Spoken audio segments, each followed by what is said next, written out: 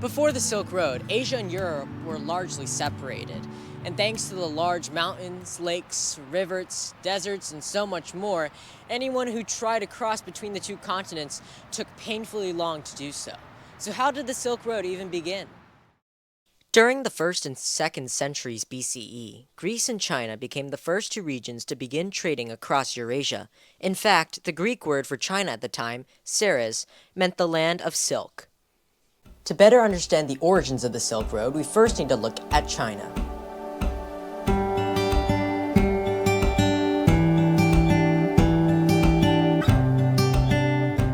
Inventions in China like gunpowder, paper, and silk were in high demand, while the techniques for making glass and different spices in the West were enticing for people in Eastern Asia. So when it comes to the Silk Roads and their development, it really depended on the strength of state. It's really probably better to think of it as like a temporary development, that at certain points in time, strong states allowed it to last and be facilitated over like larger distances, right? So we have evidence going all the way back to goods from the Han Dynasty ending up in Rome all the way across Asia, and then we have goods from Rome ending up in the Han Dynasty.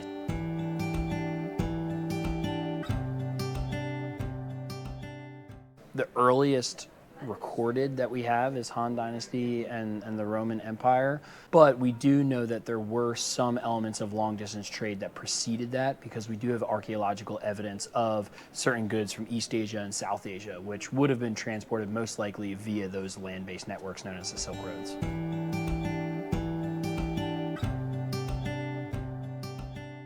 The Silk Road was truly a network of various different roads and bridges, and some were maintained better than others depending on essentially the wealth of the state that was facilitating it, as well as the actual technologies that they used. So the Persians were known for developing their own highway system, and that highway system was a little bit more efficient, right? The Mongols used the Yam system, and their system as well ended up facilitating it in not necessarily like material wise, but keeping the roads clear, easier to travel over long distances. So the technologies played a huge role, but also how the states wanted to maintain it. At the end of the day, nomads, pastoral peoples of Central Asia really were the ones that like carved those roads and were the ones that traveled them the most.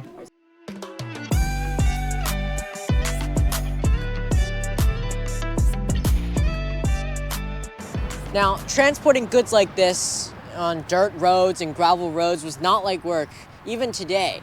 So the goods transported along the Silk Road were highly expensive. This made only luxury products be able to be traded along the Silk Road and could still be sold at a reasonable price. These luxury products included silk, spices, tea, ivory, cotton, wool, precious metals, and ideas. Those goods were probably still extremely tedious to carry along the entire Silk Road, which is why the merchants who traded never traveled the entire route of the Silk Road. Instead, they would carry their goods to a caravanserai, or essentially a rest stop, where they could rest and hand off their goods to some other merchant who would continue the journey further.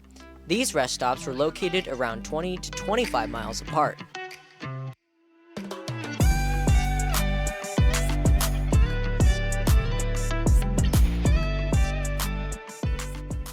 Gunpowder was a new material, particularly used in combat, introduced to Europe, and became a new technology that was adopted by almost all armies in the region. It has influenced many wars and empires, such as the Ottomans, Safavids, and Mughals. Paper ultimately led to the reformation of knowledge in Europe and the Middle East, with increased abilities to record, write, etc. Finally, silk made bureaucracies restrict silk for the elite only. It represented both the limitation of silk, the material, and also the expansion of it through different religious purposes.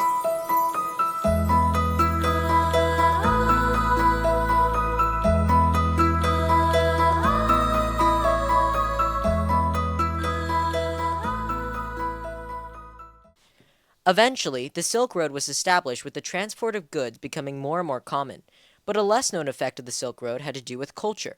Merchants who believed in a religion often conversed with people from other parts of the world in caravanserai, which made them religiously diverse. Out of the many popular regions at the time, Buddhism was able to spread the easiest as the message was more relatable.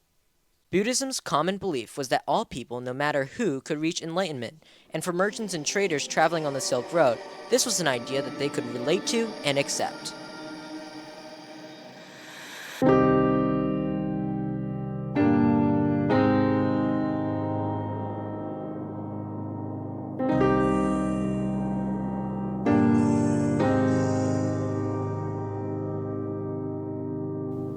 Thanks to the expansive Mongol Empire, goods, ideas, and unfortunately diseases were able to spread more quickly across the continents. The most famous of diseases being the Black Death. I traveled to the Stroudwater Research Center to meet with Tom, a PhD in microbiology and studies pathogens like the Black Death.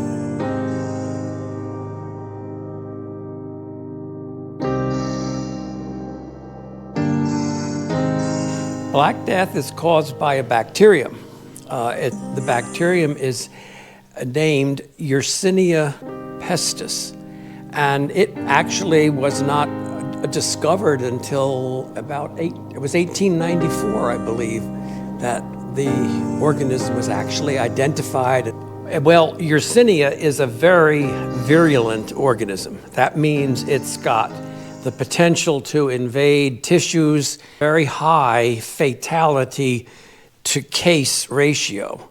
The one that people most think of is bubonic plague.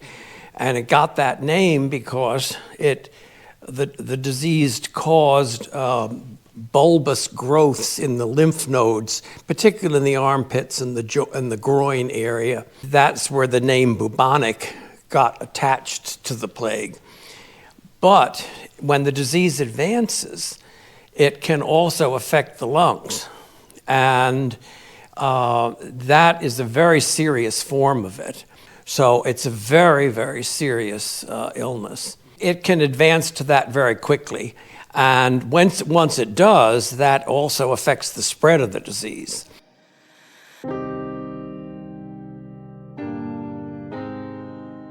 There's a natural reservoir for Yersinia in rodents, and in congested areas, this particularly urban and town settings, this was primarily the rat.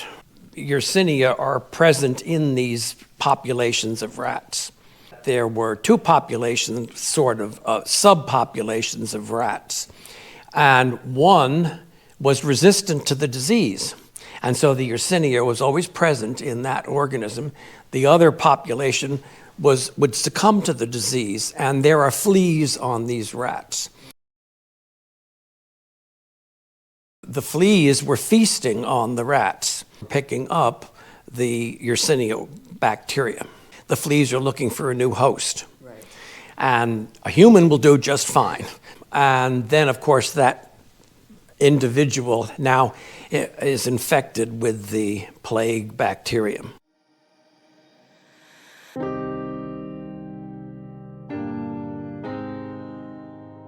I guess yes or no, because the disease still happening in these days. Like in, I think it's 2014 and 2017 in Madagascar, that country, you still have this Black Death, the same bacteria infecting people.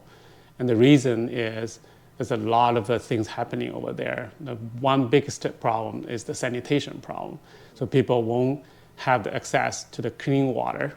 But I don't see the effect will be as bad as back those days, because in these days it's really hard for the bacteria to become a spread, like a pandemic. Yersinia pestis, that's a bacteria, right? So most of them are sensitive to the antibiotics. People did identify some bacteria that are not sensitive, means they are resistant to the antibiotics in these days.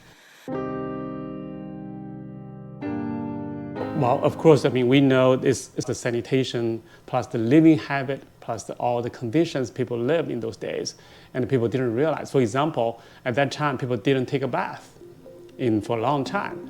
And you have the fleas can transmit the disease, the bacteria from human to human. That's what happened.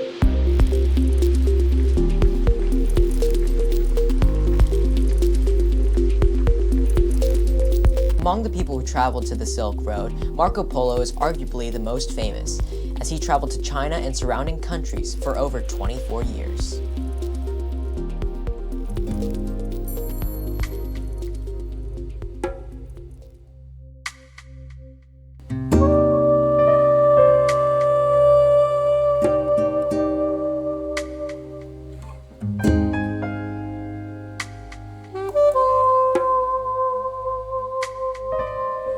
The decline of the Silk Road started with Indian Ocean trade.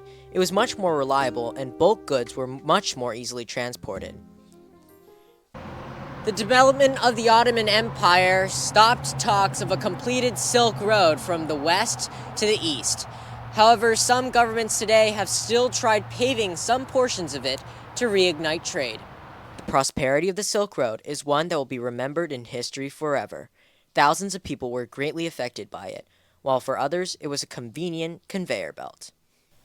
But as time goes on, technological innovations will make the world even more connected than it already is.